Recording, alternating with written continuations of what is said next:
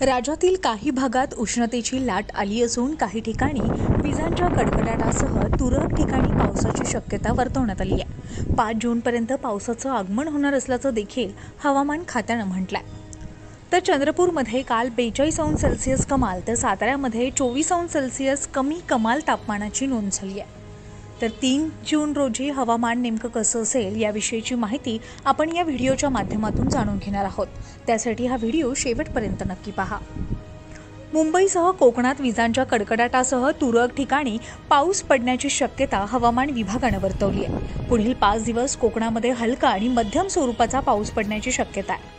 तर मुंबईमध्ये कुठे ऊन तर कुठे पाऊस असं काहीसं चित्र असेल। मुंबईमध्ये 32°C कमाल तर 27°C किमान एवढं तापमान असेल। तर पुणे आणि कोल्हापूर या जिल्ह्यामध्ये तुरळक ठिकाणी पावसाची शक्यता आहे। पुणे आणि परिसरात उद्या आकाश मुख्यतः निरभ्र राहून दुपारी किंवा संध्याकाळी अंशतः ढगाळ हवामान राहील।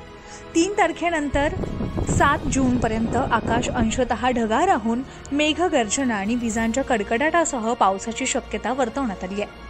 तर उद्या पुण्यामध्ये 33°C कमाल तर 26°C किमान एवढं तापमान असेल। तर कोल्हापूरमध्ये 32°C कमाल तर 27°C किमान एवढं तापमान असणार आहे। मराठवाड्यातील धाराशिव, लातूर आणि नांदेड जिल्ह्यात पावसाची शक्यता वर्तवण्यात आली आहे। तर बीड आणि छत्रपती संभाजीनगर येथे उष्णतेच्या लाटेचा इशारा देण्यात आला होता। तर संभाजीनगरमध्ये उद्या 39°C कमाल तर 27°C किमान एवढं तापमान असेल। विदर्भातली परिस्थिती पाहिली तर विदर्भात तापमान वाढीसह पावसाची शक्यता आहे। विदर्भाला 5 जूनपर्यंत येलो अलर्ट देण्यात आला।